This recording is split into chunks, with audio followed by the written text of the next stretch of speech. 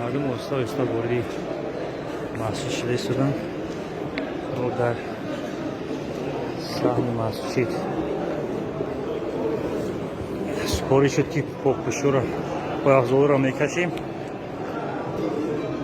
بالای کفلی خنک اینجا جا میابیم پاکپشو را میمانیم در یکونجا جای هم نیست جای نیست بگذارم نیسته باشم بابا نه وارد مسجد میشویم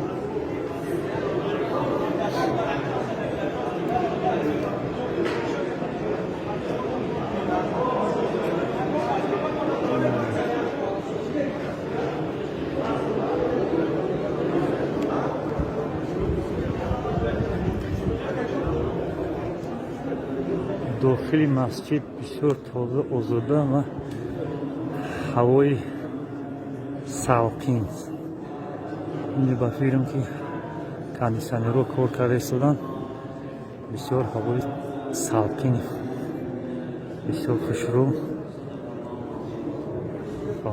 السلام علیکم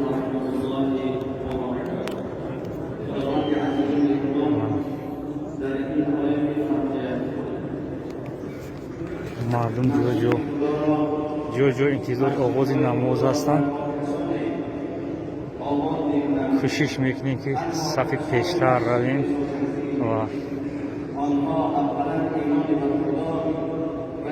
امر معروفی خطیب امام خطیب مسجد شهر دوشنبه را گوش میکنیم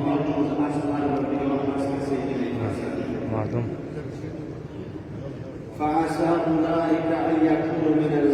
حلقه صفوی ساعت 12 شد صفوی پیش پر شدگی هستند کسانی که چنین صفت‌ها را دارند نشانند از جمله کسانی هستند که هدایت یافته‌اند.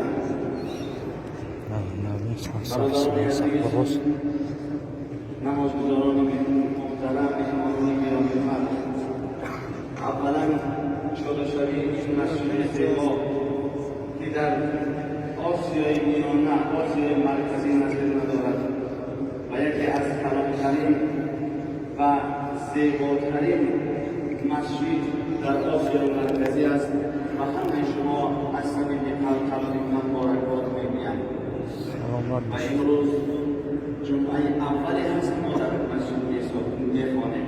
این روز را نیز برای هر یک شما از صمیم قلب مبارکباد می‌گویم.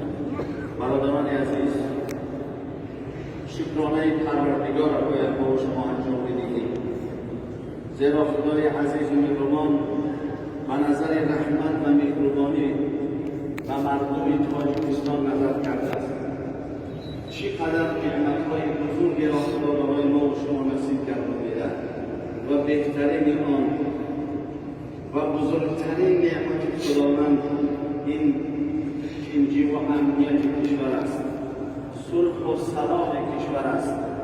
این نعمتی هست که حتی بسیاری از قومیت‌ها در جهان در آرزوی این نعمت الهی هستند. چرا که شکرانه نکنید؟ خدای عزیز و مهربان در قرآن عظیم و شان شکرانه را سبب بقای نعمت بیان می‌کند. لئن شکرتم لأزیدنکم.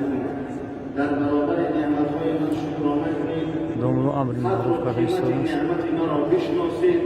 هر آینه کوشش میکنند که صفوی پیشتر زیاد می‌گردانند.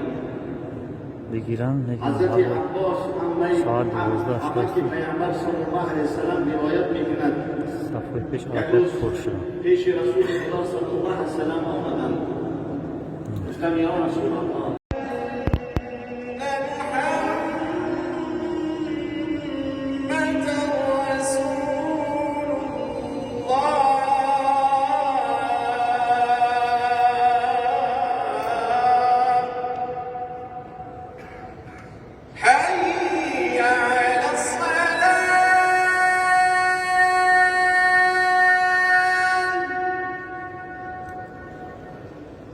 حي